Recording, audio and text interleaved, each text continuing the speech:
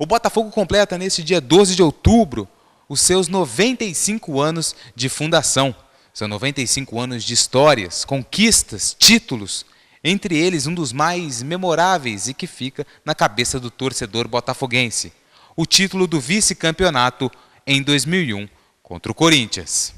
É um jogo que eu esqueci, a semifinal do Moisés Zuccarelli, né? Aquele sim foi de arrepiar, né?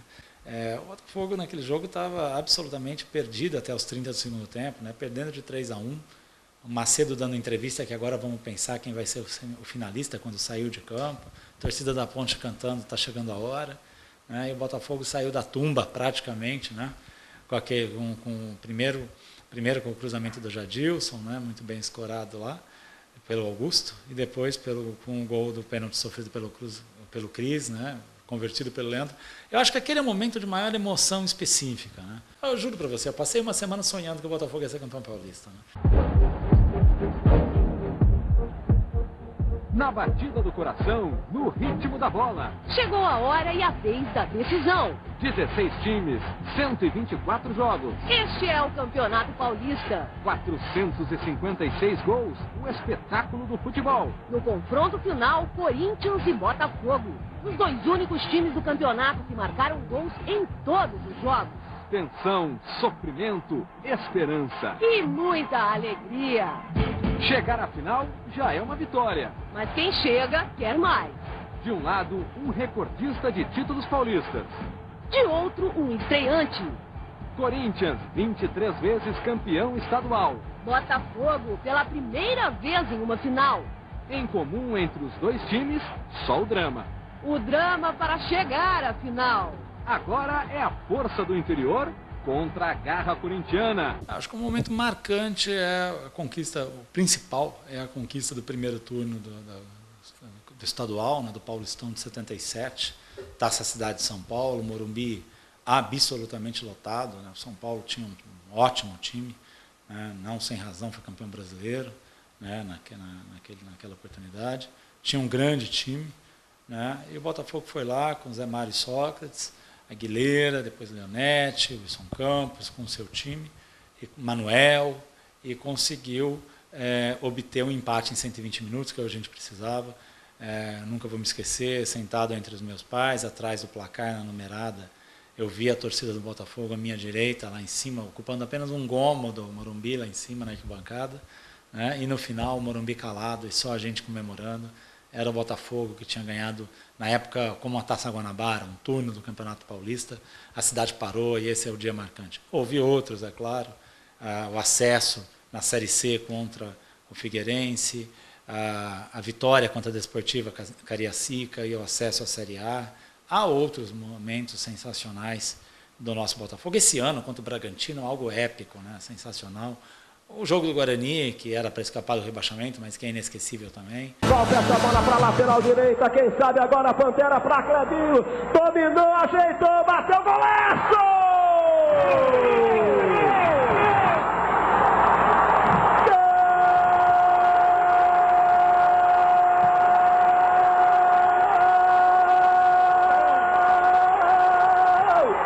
É do fogo! É do fogo!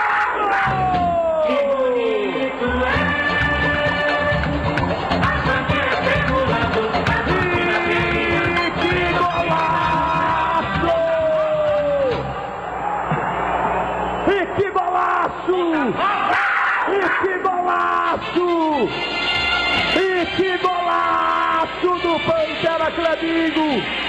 Golaço! Golaço! Golaço do Estádio Santa Cruz! Acho que o Botafogo tem momentos marcantes, né? Momentos de dor, como todo clube vive, né? Mas há momentos que são sensacionais que a gente vai carregar para a vida toda. A satisfação maior que a gente teve, para mim, na minha opinião, foi em 77, no vice-campeonato paulista. O pior momento do Botafogo, na minha opinião, é 2005. Né? O Botafogo rebaixado no tapetão, porque se a gente se lembrar bem, o Botafogo na A2 de 2005, até a penúltima rodada teve chance de classificação para a segunda fase. Né? Era um campeonato que você ficava muito perto de subir e de cair ao mesmo tempo. Né? E o Botafogo só cai naquele come-fogo, pior momento da história do clube, não porque perdeu o jogo do Comercial, mas porque cai no tapetão por uma desorganização administrativa absurda. né, inexplicável e inaceitável, né? Eu acho que 2005 é um momento mais fundo, mais triste do Botafogo. Mas também é um momento que o Botafogo aproveitou para ressurgir das cinzas, né? E eu acho que isso aí foi bastante válido. Minha família frequenta o Botafogo desde a década de 50, minha mãe desde os 9 anos de idade, 54. Meus tios frequentam o Botafogo desde a década de 50. Meu pai, vindo de Altinópolis, desde 63, quando começa a namorar minha mãe. Então, a minha família é uma família extremamente vinculada ao Botafogo. Eu, meu pai, minha mãe, minha irmã. Maiores lembranças que a gente tem de domingos e quartas à noite é no Santa Cruz. Conhecemos o estado de São Paulo inteiro junto com o Botafogo, nas campanhas estaduais do Botafogo. Conhecemos muitas coisas no Brasil, até por conta do Botafogo, no cenário nacional, séries A, B principalmente, série C também, em menor medida. Esse ano, na série D, viajamos para todo como foi lado. Então, o Botafogo está dentro da nossa alma, está dentro do nosso entendimento de família até, né? Botafogo, nós somos pertencentes à comunidade do Botafogo, isso é inerente à nossa existência, não tem como tirar, é algo que a gente vai carregar e meu filho vai nascer agora, daqui 1, 2 meses, e vou passar isso para ele e espero que isso se perpetue geração por geração. Em 2009 eu voltei para Ribeirão Preto, vindo do Sul e de São Paulo, me dividi entre São Paulo, Rio Grande do Sul, Santa Catarina, e volto para Ribeirão Preto e volto a atuar na mesa do conselho. Sempre que eu estava aqui, eu ia no estádio, mas, por exemplo, aquele Come Fogo eu não estava aqui, triste Come Fogo. Né? Vinha, quando tinha reunião do conselho, normalmente eu ficava até segunda para participar, quando dava. E quando eu chego em 2009, o Gerson Ingrácia me convida para ser assessor jurídico da mesa do conselho, né? Em 2010, mais especificamente. E eu atuei como assessor jurídico. Em 2012, na sucessão do Gerson, o Gerson me convida, então, se eu queria trabalhar com ele e, de repente, ser candidato a presidente do conselho, né? Eu fui lançado pelo Gerson Ingrácia como presidente do conselho. E, de uma certa forma, meio sem saber que o Botafogo viveria um momento difícil, né? Mas o resultado dentro de campo era muito, muito inaceitável, né? Não era nem um pouco bom. Vem a demissão coletiva da diretoria, né? A renúncia coletiva, e de uma hora para outra você acaba assumindo o clube. Aquele mês de uma certa vacância de poder, né? E que eu fiquei como interino, me fez amadurecer a ideia, bom, já que eu fiquei aqui como interino, por que não, junto com o Rogério Bariza, com quem eu já venho trabalhando, não tentar montar um projeto para o Botafogo para os próximos 2 ou 4 anos, né? Um mandato tampão, comecei a pensar nisso como uma coisa viável. E ali a gente passou a ter 2 objetivos muito claros, né? A gente sabia que ia enfrentar uma situação muito difícil em termos de futebol, né? E também que a gente enfrentaria um quadro de endividamento marcante. A gente sabia que a qualquer momento a gente ia receber essa dívida do Axial. Isso era um problema para a gente. A gente sabia que acompanhava o processo do Axial, sabia que o processo do Axial ia chegar a qualquer momento e que era isso que a gente ia enfrentar. Você falava, bom, alguém vai ter que enfrentar. Não fomos nós que fizemos a dívida, mas a dívida de todos nós, era do clube, né? Como é que você, Gustavo Assede, quer ver o clube no seu centenário daqui a 5 anos, estando ou não à frente de diretoria, estando ou não como torcedor? Como é que você quer ver o clube no seu centenário?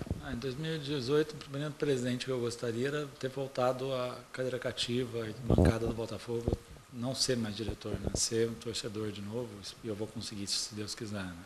Acho que esse é o primeiro passo. E vou estar lá com meu filho, com 5 anos de idade, 4 anos de idade, assistindo o jogo de futebol, vai ser sensacional. Acho que isso aí é um presente que com certeza Deus vai me dar. Agora, o Botafogo que a gente espera ver, né, é um Botafogo bem administrado, um Botafogo com uma diretoria séria, tem um pessoal novo chegando, tem o Rogério, que tem tudo para ser o próximo presidente do Botafogo, né, tem uma associação de dirigentes conosco lá, que eu tenho certeza que são o futuro do clube, o pessoal do Botafogo Centenário, seríssimo, trabalhando de uma maneira muito boa, né, Rafael Magnuteles, Ari Ingrácia, Fernando de Alfuso, todos eles. Acho que o Botafogo está bem encaminhado em termos administrativos, esse é o primeiro ponto. O segundo ponto é o Botafogo equacionado financeiramente, né? Um Botafogo que não esteja perto nem próximo da insolvência, um Botafogo que esteja com as suas contas em ordem, um Botafogo que financeiramente esteja organizado, administrativamente organizado, algo que nós ainda estamos apenas caminhando, né?